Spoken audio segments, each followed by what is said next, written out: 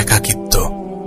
আচ্ছা, কখনো কি আপনার মনে হয়েছে যে দুনিয়া আপনার থেকে দূরে সরে যাচ্ছে, যেন সবকিছুই আপনাকে পেছনে ফেলে এগিয়ে চলেছে? কখনো কি এমন কিছু মনে হয়েছে আপনার চারিদিকে যেন একাকিত্বের আবরণ ঘিরে ধরেছে? আপনি সম্পর্ক গড়তে চেষ্টা করছেন, কিন্তু সম্পর্ক ভেঙে পড়ছে, আর নীরবতা যেন আরো বেশি কর্কশ হয়ে উঠছে, আর মনে হচ্ছে আল্লাহ পাক যেন আপনাকে সবকিছু থেকে সরিয়ে নিচ্ছেন। কখনো কি এমনটা মনে হয়েছে? যদি মনে হয়ে থাকে তাহলে প্রশ্নও তো জেগেছে যে কেন এমনটা ঘটছে। তবে শুনুন, একটা কথা মনে রাখবেন, এই দুনিয়ার একাকিত্ব আপনার জন্য কোনো শাস্তি নয়, এটি একটি বিশেষ প্রস্তুতির অংশ। আল্লাহ পাক সাধারণত তাদেরকেই একা করে দেন বা তাদেরকেই একটু আলাদা করেন, তাদেরকেই একটু আলাদা রাখেন যাদেরকে তিনি পরিশুদ্ধ করতে চান, যাদেরকে তিনি রক্ষা করতে চান, যাদেরকে তিনি আরো মহান কিছুর দিকে এগিয়ে নিয়ে যেতে চান। হ্যাঁ, আজ কথা বলবো এমনই 7টি কারণ নিয়ে, যে কারণগুলোর জন্য আল্লাহ পাক তার প্রিয় বান্দাদেরকে একা করেন, একটু আলাদা করেন। তবে শুরু করার আগে একবার নিজেকে একটা প্রশ্ন করুন, যে এই একাকিত্ব যদি আল্লাহর পক্ষ থেকে হয়, আপনাকে পৃথিবীর এই কোলাহল থেকে দূরে সরিয়ে তানার নৈকট্য লাভের জন্য হয়, তানার নৈকট্যে নিয়ে যাওয়ার জন্য হয়, তাহলে কি এই একাকিত্ব মেনে নেওয়ার জন্য আপনি মানসিকভাবে প্রস্তুত? যদি প্রস্তুত হয়ে থাকেন তাহলে চলুন জেনে নেই যে আল্লাহ আপনাকে কেন আলাদা করছেন এবং কিভাবে এই একাকিত্ব আপনার জীবনের সবথেকে বড় বরকতে পরিণত হতে পারে। সর্বপ্রথম কারণ হচ্ছে হৃদয়কে রক্ষা করা। আপনি কখনো খেয়াল করেছেন, আপনি যখন মানুষের ভিড়ে থাকেন তখন আপনার হৃদয় সহজেই বিভ্রান্ত হয়ে যায়। ক্ষণস্থায়ী কথাবার্তা, দুনিয়াবি তুলনা, এছাড়াও নানাবিধি ক্ষতিকারক প্রভাবের মধ্যে আটকে পড়ে। তাই মহান রব্বুল আলামিন মাঝে মাঝে এগুলো থেকে আপনাকে দূরে সরিয়ে নেন। সুতরাং মনে রাখবেন, এটি কোনো শাস্তি নয়। আল্লাহ পাক এটি করেন আপনার হৃদয়কে রক্ষা করার জন্য, এবং এটি তার বিশেষ একটি প্রক্রিয়া। একটা কথা মনে রাখবেন, আপনার হৃদয় কিন্তু রত্নের মতো মূল্যবান। যদি একটি রত্নকে উজ্জ্বল রাখতে হয়, তাহলে সেটিকে এমন কোনো পরিবেশে রাখা যাবে না যেখানে সেটি নষ্ট হয়ে যেতে পারে, যেখানে সেটি ক্ষতিগ্রস্ত হতে পারে। তাই আল্লাহ পাক আপনাকে মাঝে মাঝে পৃথিবীর এই ভিড় থেকে দূরে সরিয়ে রাখেন, যাতে আপনার মন পবিত্র থাকে এবং খারাপ প্রভাবগুলো থেকে মুক্ত থাকে। আপনি হয়তোবা খেয়াল করেছেন, আপনার চারপাশে এমন অনেক মানুষজন আছে, এমন অনেক বন্ধু বান্ধব আপনার জীবনে আছে যারা মজা করার ছলে আপনার ইসলামী বিশ্বাসকে নিয়ে হাসি তামাশা করে, আর তাদের সাথে সময় কাটাতে গিয়ে আপনিও তাদের মতো আচরণ করেন। এখন যদি হঠাৎ তারা আপনার জীবন থেকে দূরে সরে যায়, শুরুতে হয়তোবা আপনি একটু কষ্ট পাবেন, কিন্তু একটা নির্দিষ্ট সময় পরে আপনি ঠিকই বুঝবেন, আপনি ঠিকই অনুভব করবেন যে আল্লাহ আপনাকে তাদের খারাপ প্রভাব থেকে বাঁচিয়েছেন। আল্লাহ এই একাকিত্ব দিয়ে আপনাকে একটি সুযোগ করে দিয়েছেন, আপনাকে সুযোগ করে দিয়েছেন আপনার মনকে বিশুদ্ধ করার এবং মহান রব্বুল আলামিনের সাথে আরো বেশি গভীর সম্পর্ক তৈরি করার। জানেন, এই একাকিত্ব আমাদেরকে কোরআনের একটি আয়াতের কথা স্মরণ করিয়ে দেয়, যে তোমরা দুর্বল হও না এবং দুঃখ করো না, তোমরাই হবে বিজয়ী যদি তোমরা মুমিন হও। তাই আপনার কাছে অনুরোধ করব, আপনি নিজেকে কখনো একা ভাববেন না। আপনার মতো এই পৃথিবীর অনেক মানুষকে আল্লাহ পাক এইভাবেই পরীক্ষা নেন, আর নিঃসন্দেহে এই সকল মানুষগুলোকে আল্লাহ পাক ভালোবাসেন। 2 নম্বর কারণ, আপনি কখনো খেয়াল করেছেন, যখন আপনি নিজেকে উন্নত করার চেষ্টা করেন তখন যেন পৃথিবীর কোলাহল ধীরে ধীরে কমে আসে। আসলে আল্লাহ ইচ্ছাকৃতভাবে আপনার জীবনের অপ্রয়োজনীয় মানুষ, অবান্তর কথাবার্তা এবং মনোযোগ নষ্ট করার সকল উৎসগুলো সরিয়ে দিচ্ছেন। এখন প্রশ্ন আপনার মনে আসতেই পারে যে কেন? তার কারণ, মানুষকে একাকিত্বে ফেলা আল্লাহ পাকের একটি বিশেষ কৌশলের অংশ, যা আপনাকে পরিশুদ্ধ এবং আপনার মানসিকতাকে আরো কয়েক গুণ বেশি উন্নত করার জন্য আসে। একবার ভেবে দেখুন, যখন আপনি মানুষের মধ্যে থাকেন, যখন আপনি মানুষের কথাবার্তা, মতামত, অর্থহীন বাস্তবতা বা খারাপ সম্পর্কগুলোর মধ্যে থাকেন, তখন কি আপনি নিজের কথাগুলো শুনতে পান অথবা আল্লাহর সাথে গভীর সংযোগ স্থাপন করতে পারেন? না, কখনোই তা পারেন না।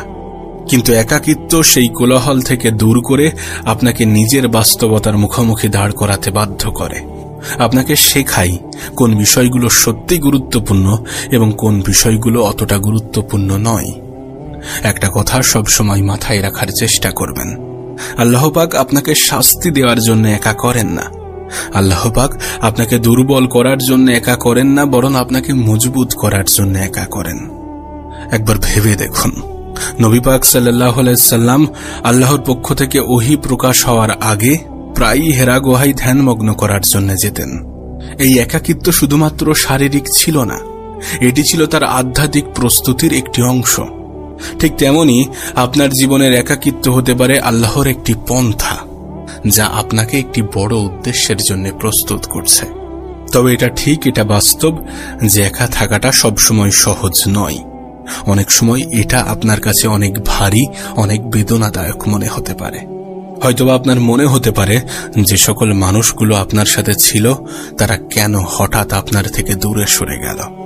আপনি কি জানেন, সবাই আপনার সাথে এই যাত্রাপথে থাকার জন্য নয়। কিছু মানুষ শুধুমাত্র সাময়িক সময়ের সঙ্গী, আর কিছু মানুষ শিক্ষা দিয়ে চলে যায়। এটাই বাস্তব, এটাই স্বাভাবিক। একটা কথা মনে রাখবেন, একাকিত্বের অস্বস্তিও সাময়িক, কিন্তু একাকিত্বই আপনার পরম বন্ধু। এই একাকিত্ব যে স্পষ্টতা এবং শক্তি আনে, সেটা আপনার মধ্যে সারা জীবন থেকে যায়। এই নীরবতা আপনাকে শেখায় যে আল্লাহর উপরে বিশ্বাস রাখতে হবে, আল্লাহর উপরে বিশ্বাস করতে হবে। আপনি এটা বুঝতে পারেন, আপনি এটা অনুভব করেন যে এই দুনিয়ায় আল্লাহর থেকে অধিক আপন কেউ হয় না। আপনাকে আরও শেখায় যে মানুষের গ্রহণযোগ্যতা নয়, বরং স্রষ্টার সাথে আপনার সম্পর্কটাই আপনার প্রকৃত মূল্য নির্ধারণ করে। সুতরাং একাকিত্ব কোনো শাস্তি নয়, এর দ্বারা আল্লাহ আপনাকে সেই ব্যক্তি বানাচ্ছেন যার প্রাপ্য শুধুমাত্র আপনি নিজেই। 3 নম্বর কারণ, আপনার একাকিত্ব আপনার আল্লাহর সাথে শক্তিশালী সম্পর্ক গড়ে তুলতে সাহায্য করে।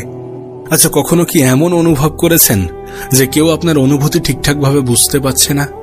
আপনার কষ্টের কথাগুলি যখন আপনি অন্যদেরকে শেয়ার করেন, তখন তাদের চিন্তাভাবনার সাথে আপনার চিন্তাভাবনার মিল খাচ্ছে না। এটি আল্লাহর পক্ষ থেকে একটি বিশেষ আমন্ত্রণ।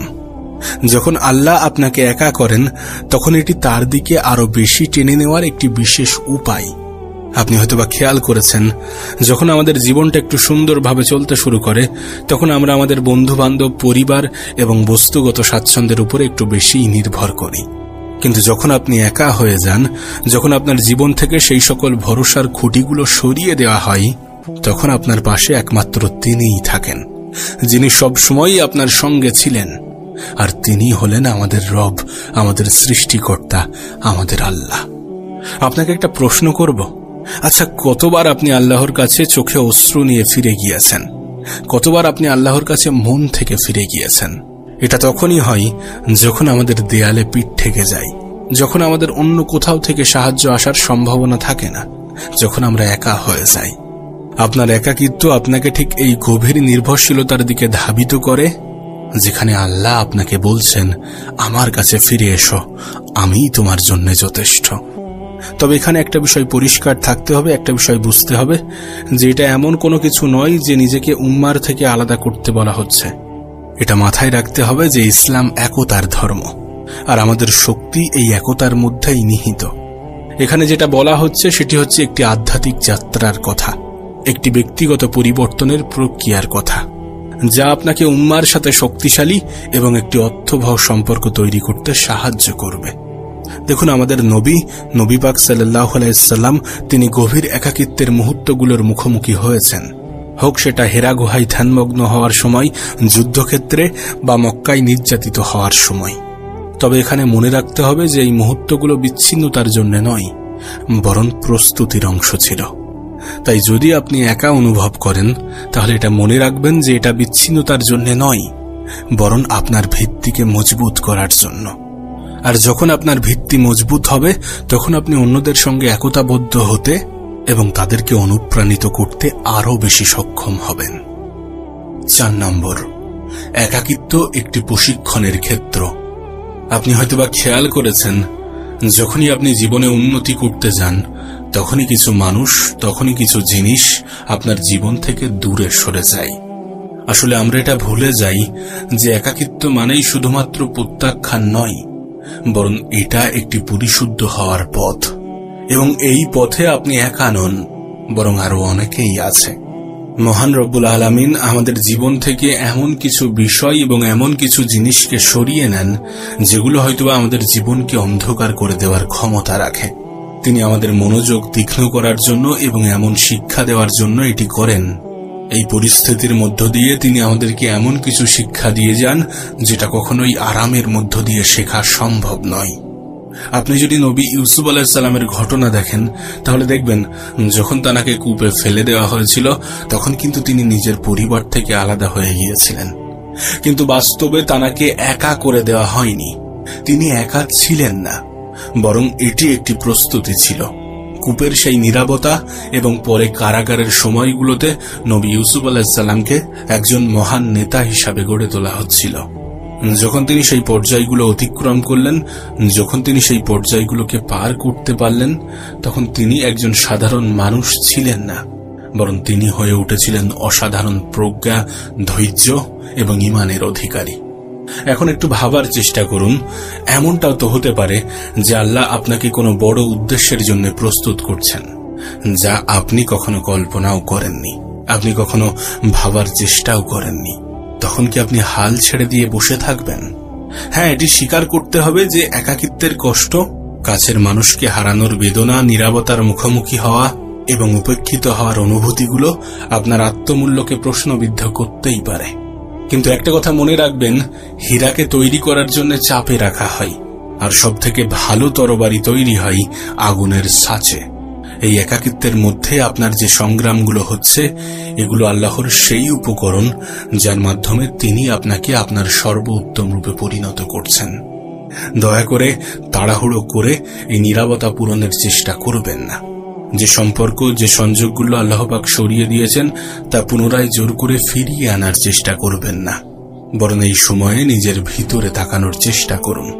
নিজেকে প্রশ্ন করুন, নিজেকে জিজ্ঞাসা করুন যে আল্লাহ আমাকে এর মাধ্যমে কি শেখাতে চাইছেন। বিশ্বাস করুন, আপনার এই দৃষ্টিভঙ্গির পরিবর্তন আপনার একাকিত্বকে শাস্তি থেকে উপহার বানিয়ে দেয়। যখন আপনি এই পর্যায়টি উপলব্ধি করবেন, তখন আপনি একটি গভীর সত্তা অনুভব করবেন যে একাকিত্ব আপনাকে ভাঙার জন্য ছিল না, বরং এটি ছিল আপনাকে গড়ে তোলার জন্য।